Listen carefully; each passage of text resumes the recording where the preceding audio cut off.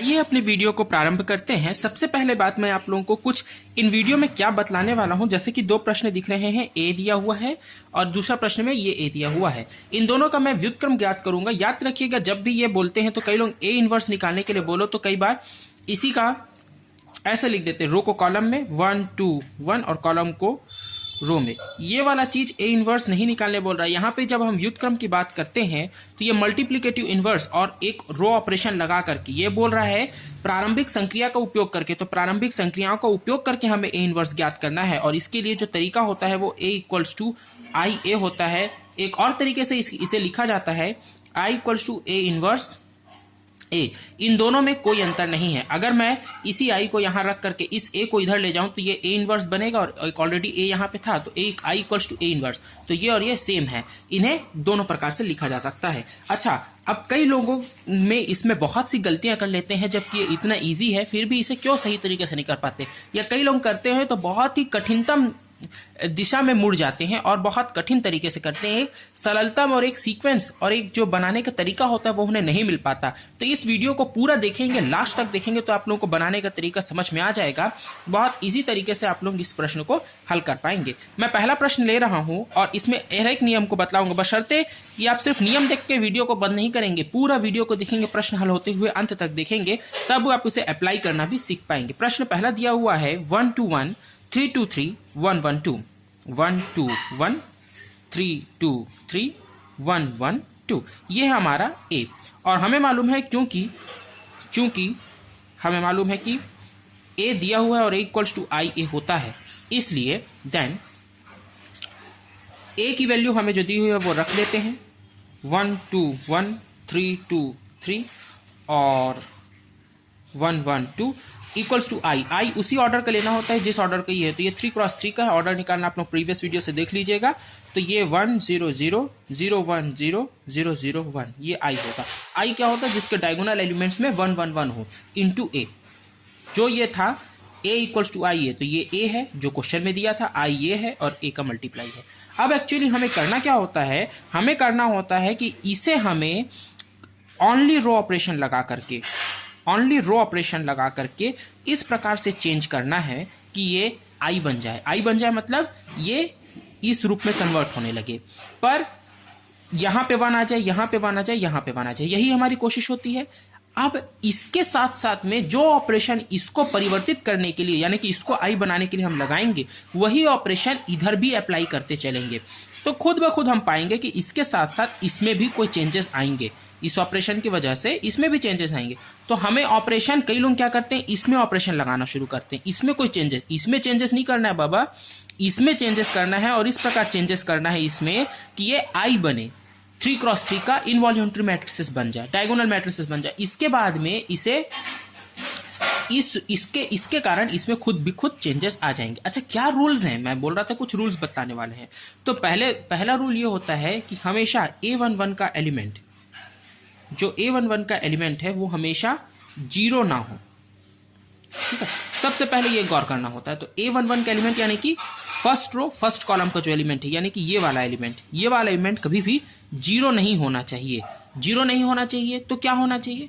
कोई भी डिजिट हो, और अगर कोई भी डिजिट हो तो हम उसे किसी भी रूप से 1 बनाएंगे। 0 ना हो, कोई अन्य डिजिट हो, और अगर अन्य डिजिट है तो उसे 1 बनाना है। यानी कि ये एकदम सबसे पहली नजर हमें यही दौड़ानी है कि हमारा A11 का एलिमेंट हमेशा 1 हो, नहीं होने पे उसे कैसे भी 1 लाएंगे। अच्छा, मान लीजिए 0 वाला एलिमेंट है तो कैसे करेंगे? तो एक मैट्रिसेस में यहां पे लिख रहा हूं 0 1 2 2 1 1 2 3 2 2 2 3 और 2 3 3 3।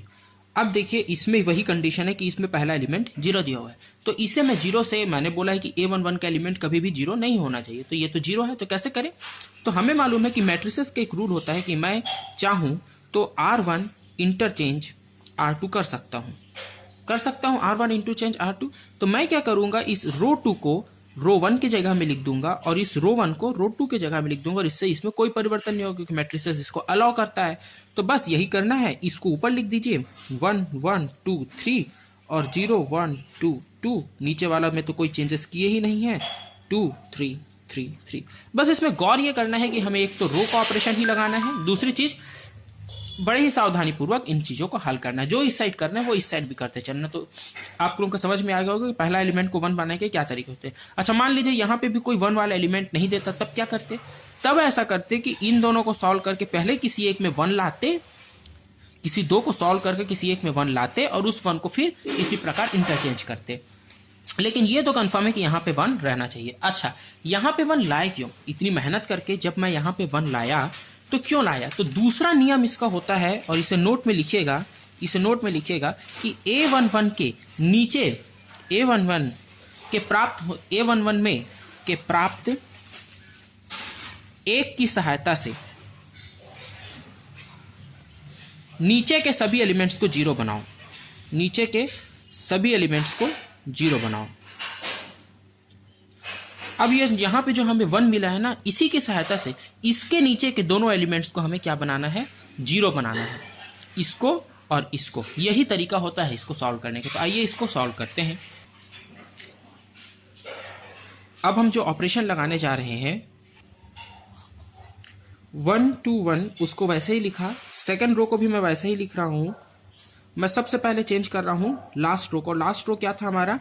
लास्ट रो में जो एलिमेंट थे वो 1 1 2 थे, और इसमें हमने क्या करना है कि इसको 0 बनाना है। तो इसको 0 बनाने के लिए सीधा हम जो ऑपरेशन लगाएंगे वो R3 changes to R3 minus R1 होगा, R3 माइनस R1 होगा। तो इसको जब हम अप्लाई करेंगे तो आपको मिलेगा कि ये 1 था, और इसका जो फर्स्ट रो था, मैं यहाँ पे 1 2 1 3 2 3 इसको भी लिख ही देते हैं लगे। हाँ, तो 1 में से 1 जाएगा, यहाँ पे 0 बचेगा, 1 में से 2 जाएगा, -1 बचेगा, 2 में से 1 जाएगा, 1 बचेगा।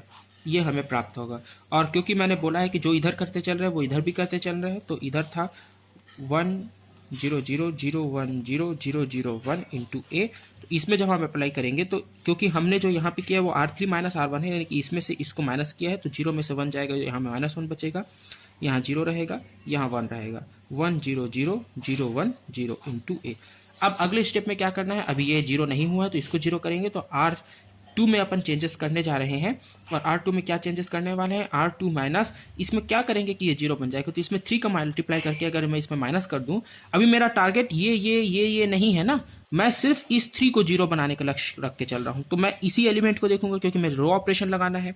तो इस 3 को 0 कैसे बना सकता हूं? तो इस 3 को 0 बनाने के लिए इसमें 3 का मल्टीप्लाई करूंगा तो ये 3 बन जाएगा, और ये 3 बनेगा तो इसमें भी करना पड़ेगा, इसमें भी करना पड़ेगा, इसमें भी करना पड़ेगा। पर इसके वजह से इसमें जो रिजल्ट में बदलाव होगा उसको मैं नहीं ध्यान दे रहा हूं, होने तो जो भी हो रहा है उसको बाद में देखेंगे। ये 3 इसमें 3 से जाएगा तो ये 0 देगा। तो चलो करते हैं। R1 में हमने क्या करेंगे? 3 का मल्टीप्लाई करके इसमें माइनस कर देंगे। अगले स्टेप में क्या आता है देखते हैं। इसमें कोई चेंजेस नहीं हुआ है तो रो 1 वैसे ही लिख दो, रो 3 में भी कोई चेंजेस नहीं करने वाले हैं तो उसको वैसे ही लिख दो। जो चेंज होगा वो मिडिल रो में होगा। इधर भी 1 0 0 0, ये -1 था, ये 0 था, ये 1 था इंटू A। लेकिन अभी ध्यान से इसमें बदलाव होना है। R2 में 3 R1, तो ये तो 0 करने के लिए कह रहे थे तो ये 0 मिल गया। इसमें 3 का मल्टीप्लाई होगा तो ये हो जाएगा 6 हो जाएगा, और 2 में से क्योंकि 6 को फिर इसमें माइनस करेंगे तो -6 होगा, तो 2 - 6 -4 देगा, और ठीक इसी प्रकार 3 -3 0 दे देगा।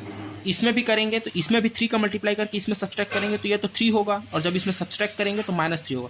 यही ध्यान देना, कई लोग इसको जब सब्सट्रैक्ट करते हैं तो खाली 3 लिख देते हैं। माइनस प्लस का ध्यान देना है, माइनस प्लस का ध्यान देके प्रश्न को बनाना है। 0 -3 होगा तो 0 -3 होने के कारण जो आंसर आएगा वो -3 होगा। 1 में से कितना भी जाए 1 ही बचना है ना, 0 जा रहा है, ये इसमें किसी का भी मल्टीप्लाई होगा 0 होगा, ये भी 0 होगा। अब अगला देखिए कितनी गलतियां हो रही है ना, सावधानी से करिएगा, अच्छा नहीं लगता है गलत होना। अगला स्टेप क्या होता है? अगला स्टेप को मैं बता दूं कि इसमें डायगोनल में 0 प्राप्त ना हो, ये हमारा ध्यान रखना है। जो अगला नोट में हम पॉइंट्स लिख रहे थे उस नोट में अगला पॉइंट लिखिएगा कि कोशिश करनी है कि डायगोनल में 0 ना मिले। ठीक है, डायगोनल में 0 ना मिले मतलब ये एलिमेंट, ये एलिमेंट, ये एलिमेंट, ये जो एलिमेंट्स हैं ये कभी भी 0 ना मिले, ये कोशिश करना है। ये वाले एलिमेंट्स, ये कतार कभी 0 ना मिले। क्यों ना मिले? क्योंकि हमें मालूम है कि हमें आई बनाना है, और आई में यहाँ पे 1 रहता है, यहाँ पे 1 रहता है, यहाँ पे 1 रहता है। तो ये अगर 0 मिल गए ना तो इन्हें बदल पाना कठिन होता है, या फिर बदलने के लिए फिर हमें वही करना पड़ेगा, ये इंटरचेंज वाला ऑप्शन, कि कहीं पे अगर 1 है तो उसको इंटरचेंज करके इस जगह पे 1 को प्राप्त करना। तो इसलिए 0 मिले ही ना ऐसी कोशिश करिए, और मिल जाता है तो क्या करना है वो अगले क्वेश्चन में आप लोग क्वेश्चन देखते देखते समझ में आ जाएगा। तो चलिए अब क्या करना है, मैं अगला स्टेप बताना है। हमें क्या होता है कि इसमें कॉलम वाइज आगे बढ़ना होता है। जैसे हमने पहले इस कॉलम को सॉल्व कर लिया, अब देखो ये उस फॉर्म में कन्वर्ट हो गया 1 0 0। अब मुझे दिख रहा है कि इसको 0 बनाना है, इसको 0 बनाना है और इसको 1 रखना है। ठीक उसी प्रकार अब हमें क्या करना है, देखिए ये तो हमें 0 0 मिल चुका है, इसमें अब हम कोई चेंजेस करना नहीं चाहेंगे क्योंकि जो चाहिए था वो मिल चुका है। अब हमें ये 4 को 1 बनाना है, इस 4 को -4 को 1 कन्वर्ट करना है। क्योंकि मैं बतला दूं कि हमारी कोशिश ये होती है कि जितने भी डायगोनल की जगह है, एक ये डायगोनल की जगह थी, एक ये डायगोनल की जगह होगी और एक ये डायगोनल की जगह होगी, इसको ये भी 1 नहीं था, हो ना हो इसे 1 बनाते हैं और इसी 1 की सहायता से इसे 0 बनाते हैं। ठीक उसी प्रकार हमारी कोशिश होती है कि अब इस प्लेस पे हमें 1 मिले और उस 1 की प्राप्त करने के बाद में उस 1 की सहायता से हम इसके ऊपर के एलिमेंट और इसके नीचे के एलिमेंट्स को 0 बनाएंगे। फिर अगले स्टेप में यही कोशिश यहां रहेगी कि यहां पे भी 1 मिले और इस 1 की सहायता से इसको और इसको हम 0 बनाएंगे। यहां पे 1 है नहीं, यहां पे है -4, इसे 1 कैसे बनाया जा सकता है, तो इसे कई ऑपरेशन से बनाया जा सकता है। जैसे मान लीजिए कि मैं इसमें रो 5 में, रो 3 में, तो रो 2 में हमें चेंज करना है और रो 2 में मैं जो ऑपरेशन लगाऊंगा वो ये है,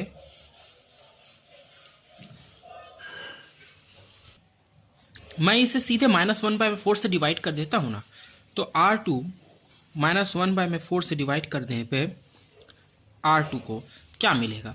तो सीधी सी बात है, अगर यहाँ 0 यहाँ 0 तो मुझे दिख रहा है कि कोई चेंजेस होने वाले नहीं है, तो -1/4 से डिवाइड कर दिया तो ये तो 1 to 1 ही रहेगा, ये बन जाएगा 1, ये 0, ये -1 ही रहेगा, ये 1 ऑलरेडी दिया हुआ है 1 रहेगा।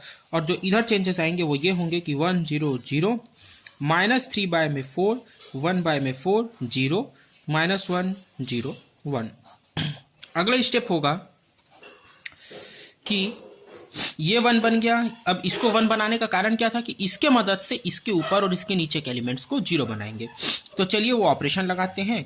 तो 1 में तो हमें फायदा ये होता है कि हम कुछ को भी 0 कुछ भी कर सकते हैं। तो इसके मदद से यानी कि R1 में चेंजेस करना है, R1 माइनस, अब हमें क्या ध्यान देना है कि इसको क्योंकि 0 बनाना है, इसको नहीं ध्यान देना है, इसको क्योंकि सिर्फ 0 बनाना है। तो इसमें क्या ऑपरेशन लगाएं कि ये 0 बने, क्योंकि रो ऑपरेशन से यही उसको 0 बनाने वाला है। तो इसमें 2 का मल्टीप्लाई करेंगे और इसमें माइनस कर देंगे तो 0 हो जाएगा, क्योंकि 2 1 2 हो जाएगा और 2 - 2 0 होता है। तो 2R2 करेंगे, तो R1 - 2R2 एक ऑपरेशन लगेगा और इसी में लगे हाथ में तीसरा R3 को भी ऑपरेशन लगा ले रहा हूं। R3 में क्या चेंजेस करेंगे, तो R3 + R2 करेंगे, ये दोनों को जोड़ देंगे तो ये 0 बन जाएगा। देख लीजिएगा, और तो देखिए 1 हो गया, ये 0 हो जाएगा और ये 0 के कारण कोई इसमें चेंजेस नहीं आएंगे, 0 1, और ये दोनों 0 होंगे, ये 0 हो जाएगा, ये 1 रहेगा। देखिए ये प्लस होगा, ये प्लस होगा, इस साइन को चेंज कर लेंगे। ठीक है, अब अगला स्टेप में अपन इसको देख रहे हैं। अब हमें इस 1 को 0 बनाना है और इसके लिए हमें अगला ऑपरेशन लगाना होगा, लेकिन उसके पहले ये जो ऑपरेशन लगाए थे इस साइड भी लगाने होंगे। तो R1 में हमें माइनस करना है, R2 में 2 का मल्टीप्लाई करके, तो 1 - 2 × 3/4 होगा, 0 - 2 × 1/4 होगा और 0 - 0 होगा इंटू A। यही ऑपरेशन R3 में भी लगेगा, लेकिन R2 में तो कोई चेंजेस नहीं है तो उसे वैसे ही लिख लेते हैं, 1/4 और 0। R2 में जब ऑपरेशन लगेगा तो ये दोनों को जोड़ देना है, तो इन दोनों को अपन जोड़ते हैं,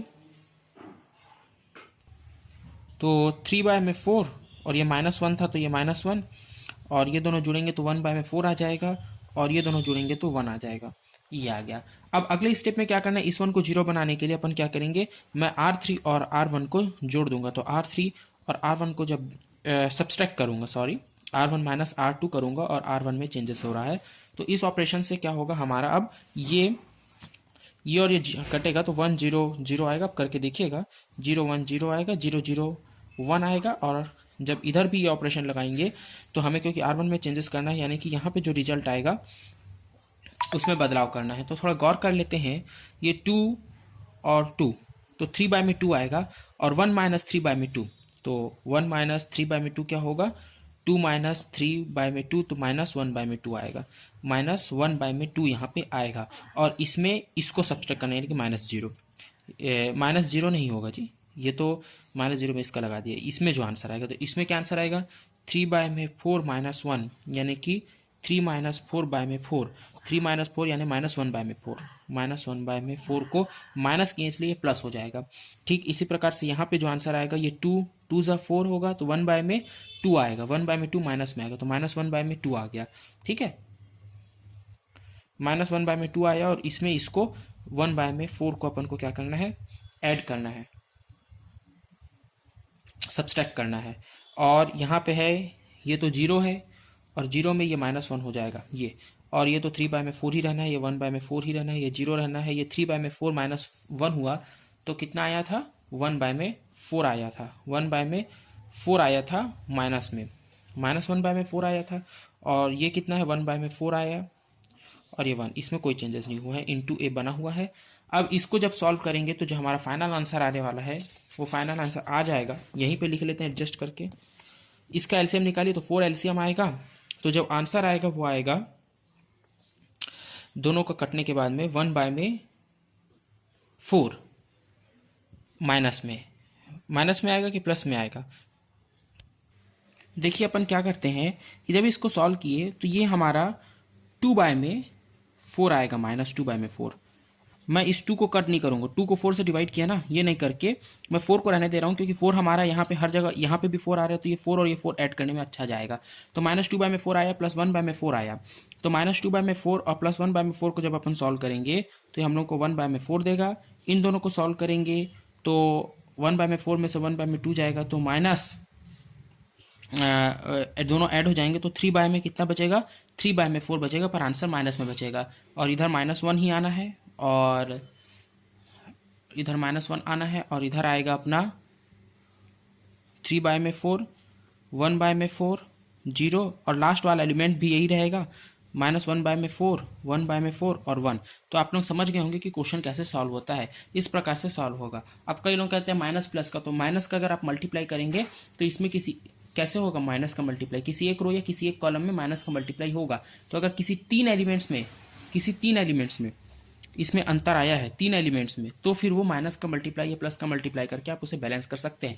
नेक्स्ट क्वेश्चन मैं अगले स्टेप में बतलाऊंगा, क्योंकि मेरे को थोड़ा काम आ गया है घर में, तो आप लोग थोड़ा नेक्स्ट क्वेश्चन के लिए वेट करेंगे अब वीडियो के लिए।